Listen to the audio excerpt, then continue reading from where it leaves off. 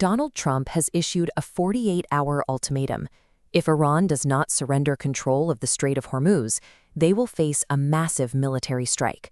For decades, the United States and Israel have operated in the Middle East with undisputed air superiority. Historically, their fighter jets and drones have faced little resistance in these skies. Tehran is responding to the threat with a specific claim. They have activated a highly advanced, newly deployed air defense system. The Islamic Revolutionary Guard Corps reports that multiple American fighter jets and drones were shot down near the port of Chabahar within a 12-hour window. While there are no clear photos of the wreckage, the claim alone is significant.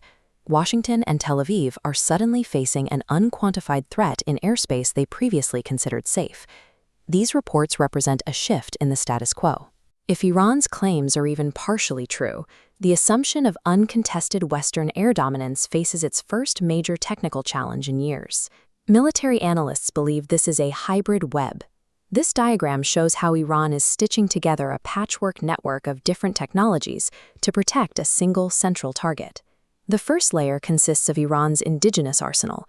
Specifically, these are variants of the Bavar 373, which have been upgraded to feature independent fire control systems on every launcher. This diagram reveals the system's integration. Advanced radar units from Russia track targets, feeding coordinates directly into Iranian-made launchers.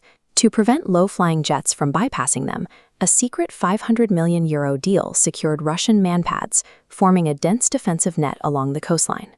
There are indications the Russian Pantsir S-1 system operates within this network. Reports suggest these units may have been integrated and rebranded under Iranian names. By combining domestic missiles with Russian sensory equipment, Iran has built a multinational grid designed to use Russian defensive doctrine to cover the technical gaps in their own hardware. Geographically, this buildup is concentrated along the southern coastlines of the Persian Gulf and the Sea of Oman. This coastal belt relies heavily on technology imported from China. Specifically, the HQ-9 and HQ-22 systems have been deployed to form a heavy defensive line.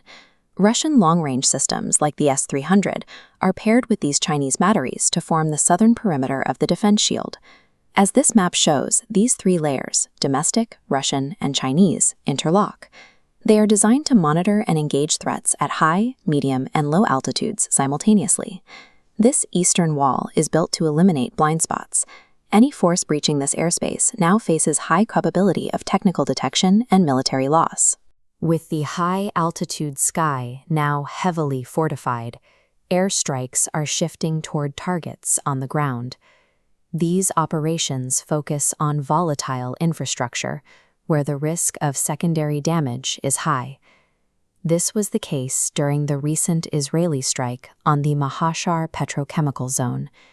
The damage caused toxic chemical leaks, leading to reports of civilians suffering from severe eye irritation and respiratory distress. The conflict is now reaching the Bushehr nuclear plant. Strikes have landed within range of the facility, increasing the risk of a structural accident. Russia's state nuclear company, Rosatom, reports that nearly 200 staff members have been evacuated. They are warning that the risk of a catastrophic radiation leak is increasing. Conventional limits on warfare appear to have vanished. Petrochemical zones and nuclear plants are now sitting in the direct crossfire of this escalating dispute. The deployment of Iran's hybrid wall has changed the nature of these strikes. The next 48 hours will determine if the world is prepared for the environmental and nuclear risks of a conflict that no longer recognizes safe zones.